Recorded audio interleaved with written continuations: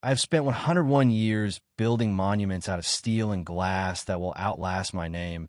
But today, I realized I am dying in a house I never actually lived in. You're about to make the same mistake I did.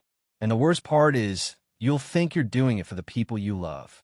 I was 35 when I won my life. It was 1960. I just landed the commission for the city library.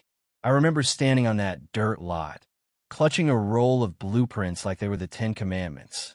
My wife, Martha, stood beside me holding our daughter, Clara. Martha whispered, "It's beautiful, Elias. Now, come home and have dinner." I told her, "Soon, honey. Once this is built, we'll have all the time in the world." That soon lasted 40 years. I didn't lose Martha to a sudden accident. I lost her in millimeters. I lost her every time I stayed late to perfect a floor plan. I lost her every time I was at a gala, shaking hands with people I now can't even remember the faces of, while she was tucking Clara in a bed alone. I thought I was building a kingdom for them. I didn't realize I was just building a wall between us. At 70, I retired. I had the awards. I had the pension. I walked into my living room, sat down across from Martha, and realized I didn't know how to talk to her. I knew the structural integrity of skyscraper, but I didn't know what she liked to eat for breakfast anymore. We spent 10 years trying to catch up, but you can't catch a sunset that happened 3 decades ago. When she died at 82, I realized the most expensive thing I ever bought was the lie that I could do it later. You think your busyness is a badge of honor. You think that notification on your phone is a requirement. It's not. It's a thief. I see you in the coffee shops. I see you at the parks. You're holding your child's hand with your left hand, but your eyes are buried in a glass screen in your right. You're physically there, but your soul is miles away, worrying about a deadline that won't matter in 6 months.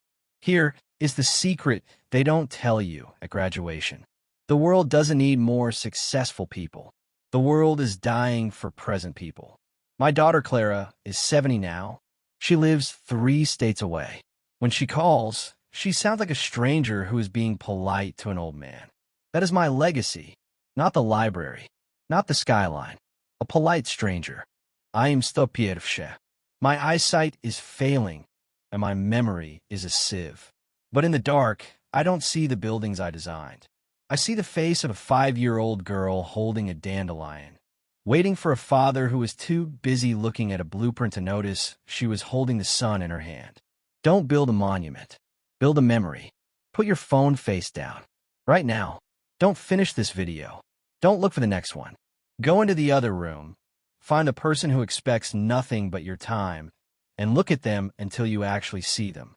Because I am standing at the finish line, and I am telling you, the race you're running doesn't exist, but the people you're running past do.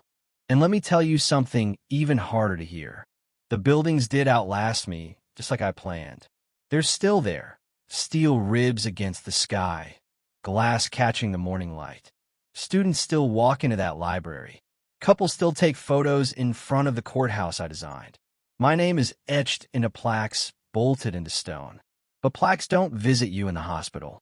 Awards don't hold your hand when the room gets quiet at night. Applause has an echo, and then it fades. The only thing that stays is the silence you created at home. I used to believe sacrifice was noble. I told myself I was being strong, being disciplined, being a provider. But there is a difference between sacrifice and avoidance. I avoided the messy conversations. I avoided sitting on the floor and playing dolls because I had important calls. I avoided slowing down long enough to feel how tired Martha was. Work became my hiding place, and society clapped for me while I hid. No one warns you that ambition can become a beautifully decorated prison. And the bars? They're made of praise. If I could stand again on that dirt lot in 1960, blueprints in my hand and my little girl tugging at my sleeve, I wouldn't tear the plans apart. I would simply fold them. I would walk home for dinner. I would sit longer at the table. I would memorize the sound of Martha's laugh instead of the sound of construction cranes. Because in the end, the skyline never once whispered my name with love. But a 5-year-old girl with a dandelion did. And that was the only monument that ever truly mattered.